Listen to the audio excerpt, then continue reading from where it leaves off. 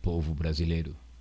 Aqui é dos estúdios da Rádio Tasa e de frente das câmeras da Rádio Tasa e do monitor, por isso que eu fico olhando de lado. Eu gosto de olhar a minha cara com esse nariz vermelho que, aliás, deveria estar usando um... Não tem nada verde e amarelo aqui, não tem, tem laranja, né? Mas verde e amarelo não tem, porque eu deveria, sinceramente, estar usando laranja, porque, aliás, esse negócio de falar de usar usar laranja, veja se pode. Tem um monte de gente aí pelo Brasil afora usando firma de fachada para blefar o povo brasileiro, não é para blefar o governo, não. Entende? É blefar o povo, né? Agora, uma boa parte do povo brasileiro está a fim de dar dinheiro para...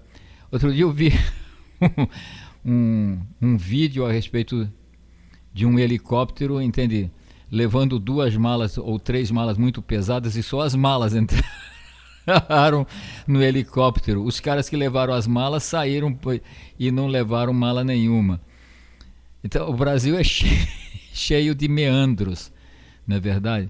De repente, uma pessoa que está num poder inominável, o poder na mão, eu até não sei por que certas pessoas, dependendo do empreguinho que tiverem, dependendo da posição social e empregatícia que tiverem, estão acima da lei, então não se deve checar as contas bancárias de certas pessoas no Brasil. Eu acho que nesses termos devia checar, para mim, pelo que eu fiquei sabendo a nível de malha fina, por exemplo, com a qual eu não discordo, não estou dizendo que discordo em absoluto, entende?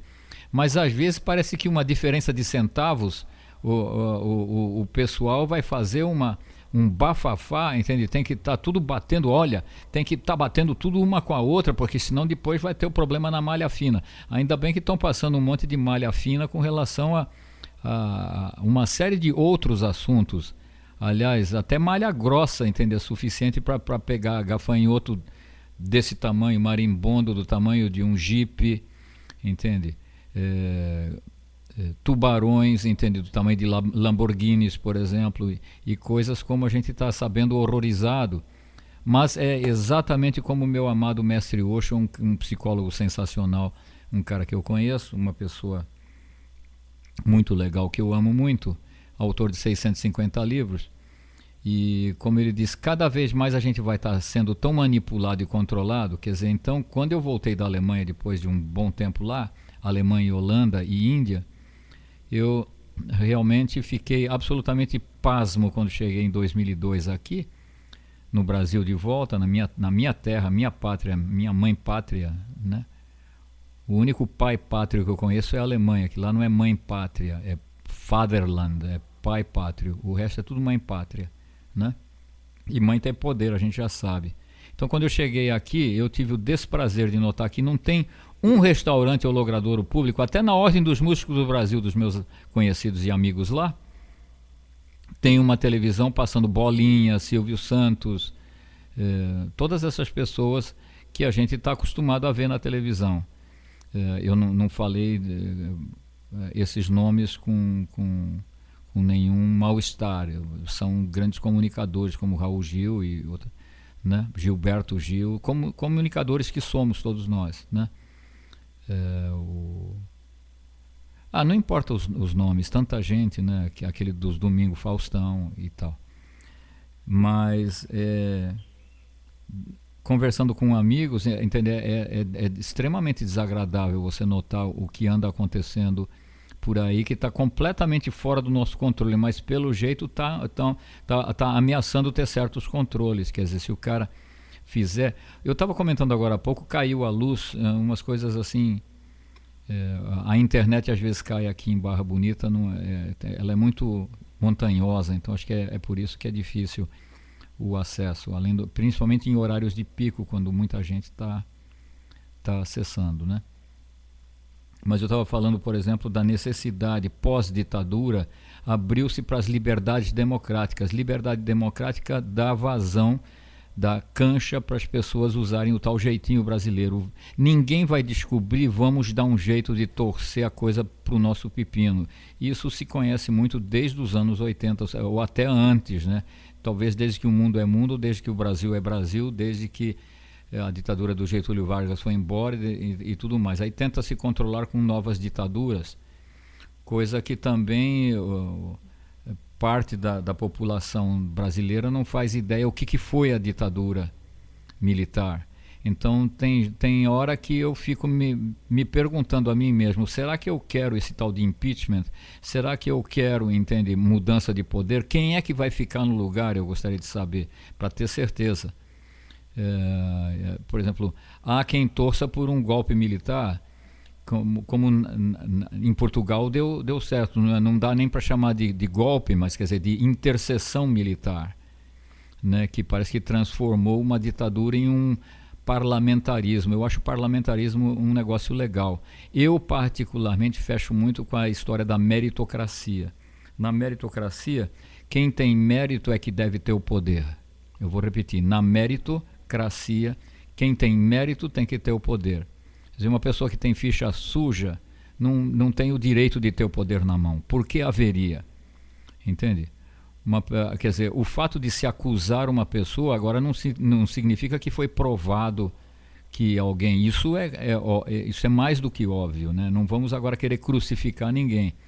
Mas se houverem provas de que desvios de dinheiro aconteceram para essa ou para aquela pessoa, eu acho que essas pessoas devem devem assumir a responsabilidade pelo que fizeram. E às vezes é torturoso para um cara admitir quando ele fez. Entende? Muitas vezes já aconteceu do cara torcer até o último minuto. Não, eu sou inocente, eu não fiz nada. E no fim você vai ver, fez sim.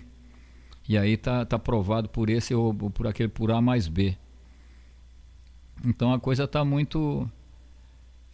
tá conturbada, está muito conturbada. É um momento histórico muito...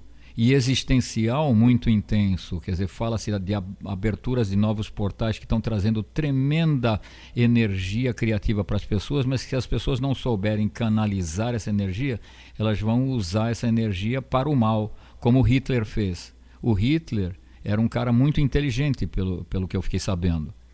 Ele não era trouxa nem burro, não. E outra, um cara tremendamente virtuoso, como Mahatma Gandhi, por exemplo, extremamente virtuoso, e vegetariano e tudo mais e tal, inclusive completamente antissexo, porque não se podia nem... Tem locais por aí até hoje, no Brasil afora, em que se você for com a sua mulher, ela vai dormir num lugar, você vai dormir no outro, não pode dormir junto. Quer dizer, tem umas coisas que, olha, só Deus mesmo para entender do porquê. E racionalizações todo mundo inventa. Eu me lembro do Osho dizendo, entende, que racionalização e merda é a mesma coisa, assim, ipsis litteris. Né? E o que eu acho? Eu acho que racionalização é um fenômeno complicado. Acho difícil de estabelecer um parâmetro que preste para a palavra racionalização. Não ser racional. Racionalmente você pode tomar certas decisões. Essa mulher não é legal para mim, eu tenho que me afastar. Isso é ser racional. Racionalizar é quando você inventa desculpas para você mesmo para fazer ou não fazer alguma coisa. E isso na psicologia se chama racionalização, processo de racionalizar alguma coisa. E aí a coisa anda mal, né? Mas basicamente num sistema parlamentarista, eu acho completamente... Eu acho completamente furado colocar nas mãos de uma pessoa que, olha, para os aposentados vai ser assim, e essa pessoa que vai decidir. O que é isso? Nós estamos num país de 200 milhões de brasileiros, quanto que é? 180, quanto que é? 180 milhões, 200 milhões, 220 milhões, 240 milhões, não sei quanto, o que importa? É milhão para burro de pessoas, e uma pessoa, o que é? É o ditador, aquele cara feio, né, que parece uma criança mimada, que é ditador, um ditador, a minha palavra é lei, que em rei, por exemplo, eu sou a lei, o rei vai dizer, eu sou a lei. Getúlio Vargas, antes de entrar pelo cano, entende, não aguentar, eu vi o filme, né, e o ego dele também não aguentar, ele só sai morto daqui do Palácio do Catete, E realmente ele foi consistente, ele deu um tiro em si mesmo, porque ele falou: eu não vou me humilhar que eu vou para qualquer lugar e renunciar. Eu não, eu só saio daqui morto. E foi o que ele fez, consistente, mas eu não acho isso uma virtude. Só que eu ouvi dizer que antes, quando ele estava de boa, uma das coisas que ele falou é que a lei, perguntaram para ele: não, mas e a lei, essa coisa do funcionalismo público, ou não sei que assunto que era, não sei. Ele falou: lei?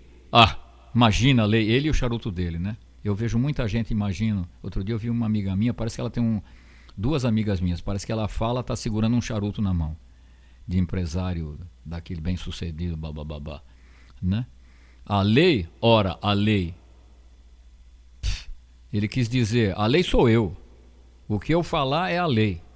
Só que teve uma hora que não deu mais para segurar essa história de a lei sou eu, né? Assim, da mesma maneira como gênios hoje em dia é muito difícil. A ciência agora evolui em grupo, não dá para um cara só. Ainda estão tentando fabricar, entende? Ídolos.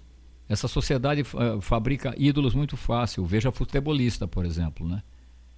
Qualquer um que chuta bem para gol é ídolo. E é claro, qualquer um que canta super bem para o meu gosto, como John Lennon, por exemplo, é ídolo. Ídolo de milhões. Ídolo de milhões torna a coisa muito forte. Não é verdade? Ídolo de milhões, se fosse ídolo de uns 2 ou 3, ou 5 ou 10, ou até 100, ainda vai lá. Mas de milhões, não pode estar errado. Por exemplo, 400, 500, 600, 700 milhões de pessoas seguindo uma coisa só, entende? Essa coisa deve estar certa. Acontece que tem outros 400, 500, 600, 700 milhões que seguem outra coisa e também acham que está certo. E como vem com a força de 700 milhões, ou 400 milhões, 500, 600, 700, 800 nem sei se existe no mundo tanta gente que acredita na mesma coisa. Então vai virar briga. Vai virar briga, porque aí se eu, por exemplo, se eu falar, não, é o seguinte, eu vou falar por mim. Eu acho que um sistema onde um conselho de sabedoria, eu vou ver se boto isso em prática, assim, de brincadeira entre amigos, vai. Um conselho de sabedoria, que a gente tenha que ter um consenso de X%, ou então que todo mundo esteja unânime, como os 21 lá de Puna. Tem que ser um consenso. Se um discordar, não se faz o negócio. Tem que ter os 21 de acordo. Aí a coisa funciona. Eu vivi bastante tempo na Alemanha para ver, e na Índia, para ver como as pessoas funcionam lá. Tem sempre uma reunião uma vez por semana e estabelecem-se pautas. E essas pautas, para serem aprovadas, dependem de um consenso onde todo mundo concorda. O que também não é a panaceia, né? Não se tem muita certeza se isso funciona, porque eu ouvi dizer, entende, que para depor uma pessoa de um determinado conselho no Brasil, por exemplo, tem que haver um consenso de todo mundo achar que a pessoa tem que ser posta para fora. Então, se o cara tiver assim alguns 2 ou 3 amigos fiéis, pronto, já não dá mais certo, entende? Quer dizer, então o problema da verdade é muito complicado no mundo. Então, acho que a verdade é atingida muito a nível pessoal. O que é que eu acho? Eu acho que um sistema onde 11 pessoas, por exemplo, e não uma só, uma presidente, um senador, entende? Eu não acho justo. Acho responsabilidade terrível para uma pessoa. O ego dela pode ficar lá em cima. Ela ou ele, não estou falando de ninguém em particular, né? Mas eu acho que eu sou maravilhosa ou maravilhoso porque eu comando e eu dou as ordens, faço e falo aquilo que eu bem entender, e colocam-se a responsabilidade. Por exemplo, com relação aos aposentados no Brasil, não é só a presidente Dilma que está tomando decisões, claro que não, deve ter um monte de gente, evidentemente, tomando decisões, entende? Daí ela assina ou não assina, parece que é assim nos Estados Unidos também, ou em qualquer democracia. Como eu também não tenho certeza se eu acredito totalmente em democracia, eu acredito então na meritocracia.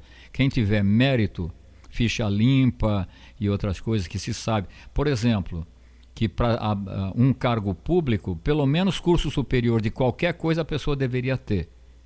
E para chegar até presidente, por exemplo, deveria ter 2 ou 3 cursos, entendeu? Pelo menos dois cursos universitários e alguns cursos de especialização. Aí sim ele pode ser presidente da República, aí sim ele pode ser senador, aí sim ele pode ser deputado, aí, sem querer ofender absolutamente ninguém, entende? Mas quer dizer, para mim como psicólogo, para mim ganhar R$1.000 por mês, eu tenho que passar por uma puta sabatina,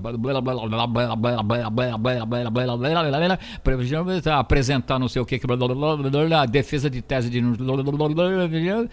e para ganhar 1.000, 2.000 por mês.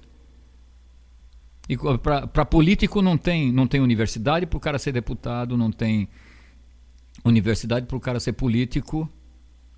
Entende? Não é exigido nada. E 25, 30 mil reais por mês, quer dizer, pô, eu estou falando de mim, eu me sinto traído, entende? Eu me sinto massacrado na sociedade, porque não, sabe? Tá certo que tem um artista que eu conheço que deve estar milionário de tanto dinheiro que tem de direito autoral. Mas você vê, por exemplo, meu pai, Valdemiro Lenk, nessa encarnação, né, foi meu pai. Ele trabalhou com Chitãozinho e Chororó e um número de outros, quer dizer, um monte de discos do Vando e um monte de discos do Morris Albert e um monte de gente, entendeu? Renata Santos não, essa é uma amiga minha aqui, como é que é? Não importa, não sei, Mayra Fernandes ou não sei qual era o nome, um monte de gente. Todos os músicos ganham direitos conexos. Minha irmã Tânia Lenk, até hoje, minha irmã de sangue, né? Até hoje ganha dinheiro da Abramos, entende? Uns tanticos porque ela cantou em discos de Chitãozinho e Chororó. O negócio é assim, né? O cara estuda, eu tenho duas universidades, pratico música desde os 4 anos de idade formalmente, porque aos 2 anos de idade eu já estava tocando bateria em panelas da minha mãe, entende? Trabalho a vida inteira, tenho que o maior suadouro para provar que trabalhei. Porque eu nunca me preocupei muito em ficar guardando documento, aliás, joguei tudo fora, fui para a Europa, sumiu tudo e tudo. Então, maior confusão até me aposentar. E quando aposentar vai ser um salário mínimo que eu dou, graças a Deus. Agradeço. Não, bacana mesmo. Eu acho super legal. Agora, por exemplo, maestros, como eu sou, como meu pai foi, o único bicho que não ganha dinheiro de direitos autorais é o maestro, quer dizer, está absolutamente estúpido isso. Isso é absolutamente estúpido. Veja você, para uma pessoa que é não racionalista, mas racional. Um músico que for e toca o que eu falei, claro, ele tem uma certa criatividade, porque, por exemplo, se for um pianista e tiver escrito Dó com sétima, ele vai colocar esse Dó com sétima do jeito dele. Então existe uma criatividade ali. Uma pessoa que seja cantora, ela vai cantar, não tem tanta criatividade assim. Bacana, quer dizer, cantora de backing vocals. É importante, ela é bonita, ela tem que ser vistosa, charmosa, se vestir bem e cantar afinado quando canta, não é? E ser aprovada e canta o que está escrito ali. Agora, o que o senhor meu pai fez a nível de arranjo, eu falo isso publicamente, jamais vou ser capaz de fazer. E ele sabia disso. Um esmero tremendo, eu tenho até hoje certos arranjos dele, o resto está com Roberto Bomilcar, meu amigão da faculdade, contrabaixista e grande músico, intérprete também. Então, o meu pai era um esmero, todos os discos, os primeiros discos de Chitãozinho e Chororó e outras pessoas, Morris Albert, não é Renata Fernandes, é Roberta Miranda, um abraço Roberta, Jair Rodrigues, entende? Nossa, a criatividade do meu pai é um negócio estarrecedor, entende? Compor, entende? Se eu te pudesse fazer entender. E daí escrever para cordas, você tem que estudar para burro, quer dizer, ele gostava de Ravel, Debussy, Stokowski, etc, um monte, sabe? E você estudar para burro, daí vem um cara e diz, lá em cima, tarava, eu vou ficar, e lá em cima, tarava, eu vou voltar, eu vou subir aquela rua para voltar, eu vou voltar, eu vou voltar, eu vou voltar, eu vou subir, eu vou descer, eu vou subir, eu vou descer, subir, descer, subir, descer, subir, descer, subir, descer, lá, lá, lá. Pronto, aí grava esse negócio, vem um autor de arranjo e eu lá em cima daquele morro eu vou subir, para cima daquele morro eu vou descer.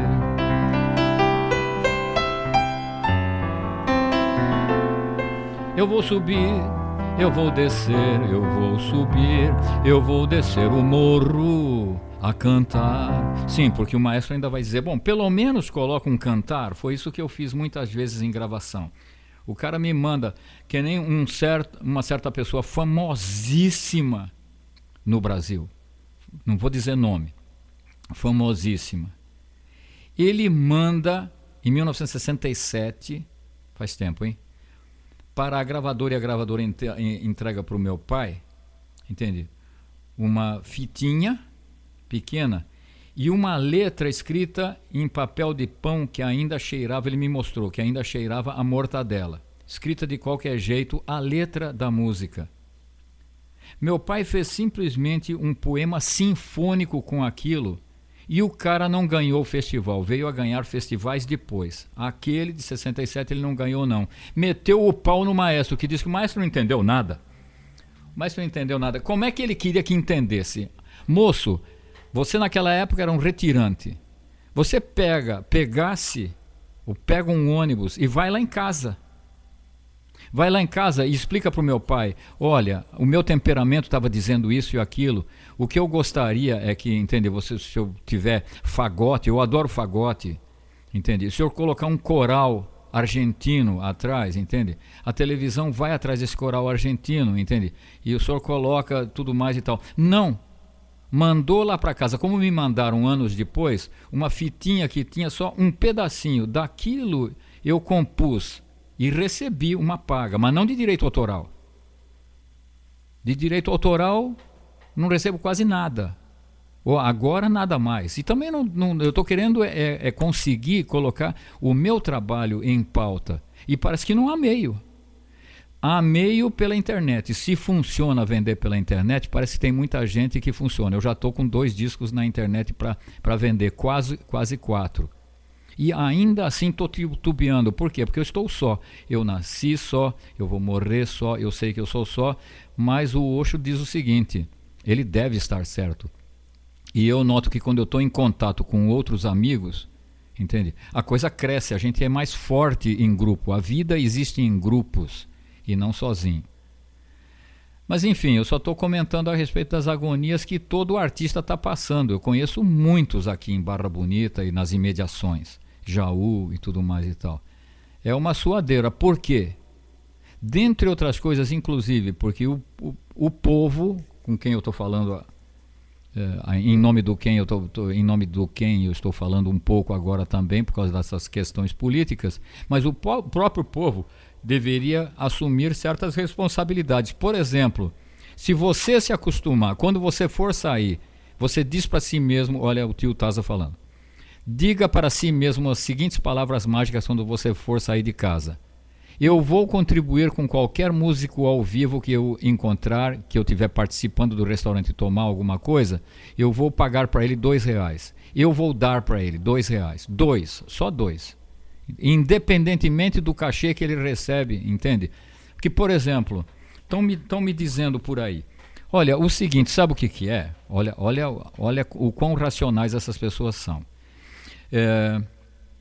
A pessoa vem aqui, 20 pessoas numa noite, muitas vezes é mais, mas enfim, 20 pessoas numa noite, eu cobro R$2 de cada pessoa, são R$40 de couvert artístico. Se eu tiver que pagar para você R$200, eu estou tirando do meu bolso 160, porque 40 veio do público. Claro que eu estou fazendo só uma pequena suposição chocante, né? Que eu fico pensando, se você tiver paciência de me ouvir, se não tiver, para jogar é fácil, é só desligar, não é verdade? Quem quiser, quem teve paciência até agora, continua. Mas acontece que não é só isso. Dependendo do borra-botas que for lá, ou dependendo do artista que for lá, mais ou menos ele vai elevar o padrão da casa.